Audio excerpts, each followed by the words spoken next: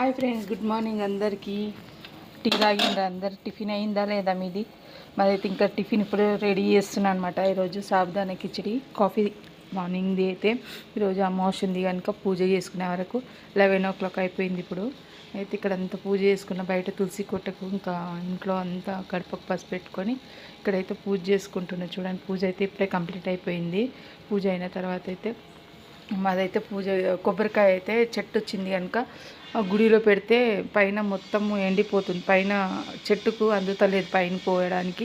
అందుకే కొబ్బరికాయ అయితే నేను ఇక్కడ వంకరగా పెట్టుకున్నా. చూడాల తీయాలనా లేదని పంతులను అడిగిన తర్వాత తీస్తుందని. అయితే ఇక్కడ పూజ అయిపోయింది. ఇక్కడైతే సాబుదానా కిచిడి చేసుకుంటున్నాం. మార్నింగ్ టిఫిన్ అయితే పిల్లలకి చపాతీ జామ్ పెట్టుకొని తినేసి వెళ్ళిపోయారు.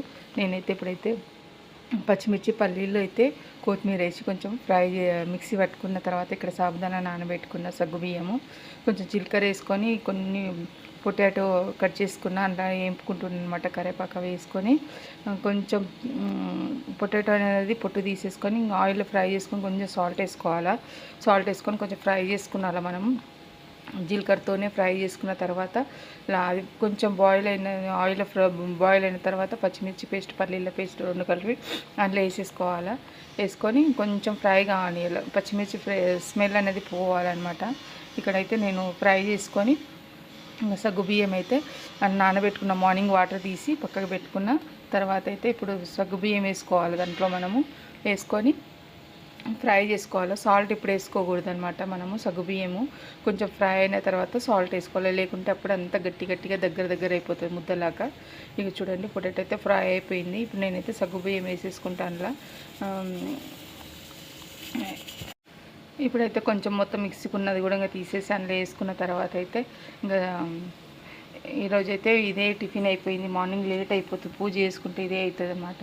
ఇంకా సగ్గుబియ్యం వేసుకున్న తర్వాత కొంచెం ఆయిల్ ఫ్రై చేసి కొంచెంసేపు మూత పెట్టుకున్న తర్వాత సాల్ట్ వేసుకోవాలా. సాల్ట్ వేసుకొని మూత పెట్టుకోవాలా.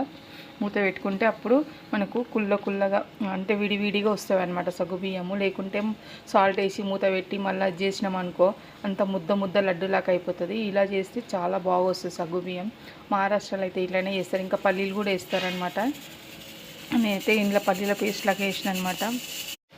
చూడండి, ఇలా కలిపిన తర్వాత ఇప్పుడైతే సాల్ట్ వేసుకొని కొంచెంసేపు కలిపి మూత పెట్టుకుంటే మన సగ్గుబియ్యం అయిపోయినట్టు.